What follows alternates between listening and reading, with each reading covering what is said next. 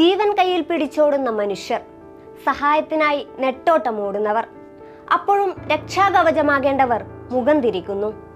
പറഞ്ഞു വന്നത് മറ്റാരെയും കുറിച്ചല്ല, BJP സർക്കാരിനെ കുറിച്ചാണ്. പ്രളയത്തിൽ മുങ്ങിയ ഉത്തരേന്ത്യയെയും കൈവിട്ടിരിക്കുകയാണ് കേന്ദ്രം. ആപത്ഘട്ടങ്ങളിൽ സഹായമരുളേണ്ടവർ മുഖം തിരിച്ചു നിൽക്കുകയാണ്. ഇത് കാണാത്തതോ അല്ലെങ്കിൽ കണ്ടില്ലെന്ന് നടിക്കുന്നതോ?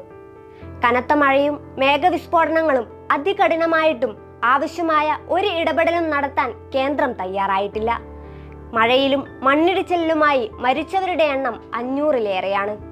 ജൂണിന് ശേഷം തുടർച്ചയായി മേഘവിസ്ഫോടനങ്ങളും മിന്നൽ പ്രളയവും രൂക്ഷമായ ഹിമാചലിൽ സംഭവിച്ചത് 355 മരണങ്ങളാണ്.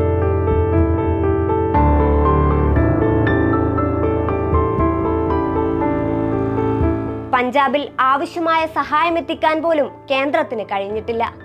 ഇതിവിടുത്തെ രക്ഷാപ്രവർത്തനങ്ങളെ ബാധിച്ചു. അടിയന്തര സഹായം വേണമെന്ന് പ്രധാനമന്ത്രിയോട് പഞ്ചാബ് സർക്കാർ അഭ്യർത്ഥിച്ചു. എന്നിട്ടും സഹായം നൽകിയില്ല.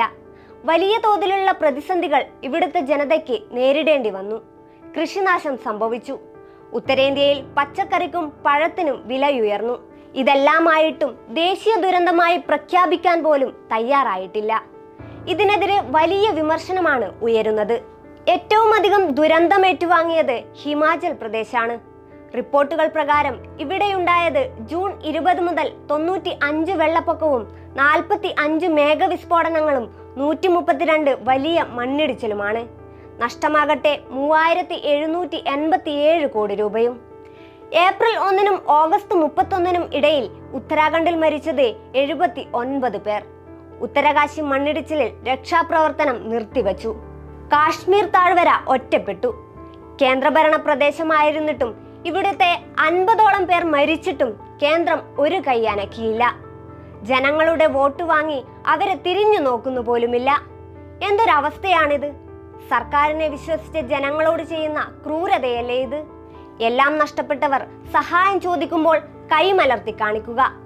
ഭരിക്കുന്ന സർക്കാരിന്റെ പരാജയം തന്നെയാണത്. ഇനിയെങ്കിലും ഒന്ന് കണ്ണു തുറന്നൂടെ BJP സർക്കാരെ?